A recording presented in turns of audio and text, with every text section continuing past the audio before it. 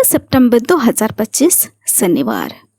पहला पाठ तिमोथी के नाम संत पौलुस का पहला पत्र, अध्याय 1, पद संख्या 15 से 17।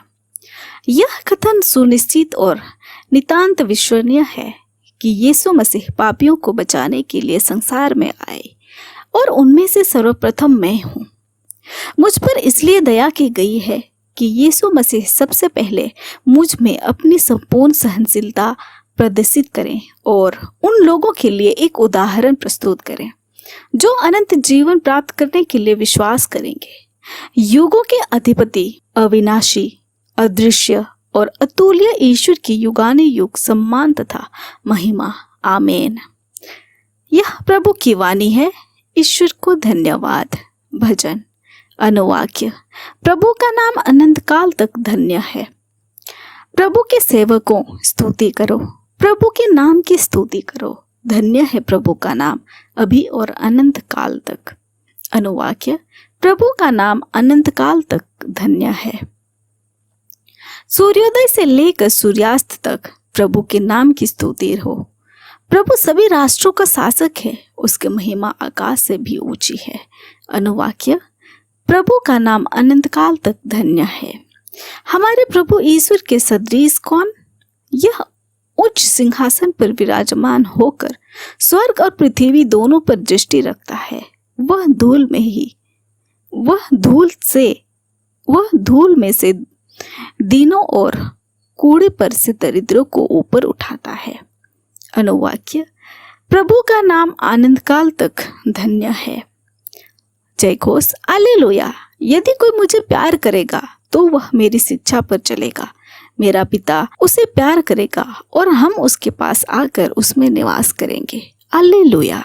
संत लूकास के अनुसार आज का पवित्र सुसमाचार, अध्याय 6, पद संख्या 43 से 49। यीशु ने अपने शिष्यों से कहा, कोई भी अच्छा पेड़ बुरा फल नहीं देता और ना कोई बुरा पेड़ अच्छा फल देता है। हर पेड़ अपने फल से पहचाना जाता है। लोग ना तो काटीली झाड़ियों से अंजीर तोड़ते हैं और ना उटकटारों से अंगूर। अच्छा मनुष्य अपने हृदय के अच्छे भंडार से अच्छी चीजें निकालता है और जो बुरा है वह अपने बुरे भंडार से बुरी चीजें निकालता है, क्योंकि जो हृदय में भरा है वही तो मुंह से बाहर आता है। जब तुम मेरा कहना नहीं मानते तो हे प्रभु कहकर मुझे क्यों पुकारते हो? जो मेरे पास आकर मेरी बातें सुनता है और उन पर चलता है, जानते हो वह किसके सदृश है? वह उस मनुष्य के सदृश है जो घर बनाते समय गहरा खोदता है और उसकी नींव चट्टान पर डालता है। बाढ़ आती है और जल प्रवाह उस मकान से टकराता है, किंतु वह उसे ढा नहीं पाता, क्योंकि वह घर बहुत मजबूत बना है। परंतु जो मेरी बातें सुनता है और ना उन पर चलता है, वह उस मनुष्य के सदृश है जो बिना किसी नींव डाले भूमितल पर अपना घर बनाता है। जल प्रवाह की टक्कर लगते ही वह घर ढह जाता है और उसका सर्वनाश हो जाता है। यह हमारे प्रभु यीशु ख्रिस्त का सुसमाचार है। ख्रिस्त की जय। तो आइए आज के पाठ पर थोड़ा सा मनन चिंतन करते हैं। इस संसार में हर इंसान खाली हाथ आता है और खाली हाथ चला जाता है, परंतु इस दौरान वह बहुत सारी चीजें इस संसार में रहते हुए ग्रहण करता है, जैसे कि नाम, ज्ञान, कला, अच्छाइयाँ, बुराइयाँ, धन, दौलत, प्रेम, घृणा, दान, स्वाद, अच्छे अनुभव, बुरे अनुभव इत्यादि। और जो चीज वह ग्रहण करता है वही इस संसार में दूसरों को देता है।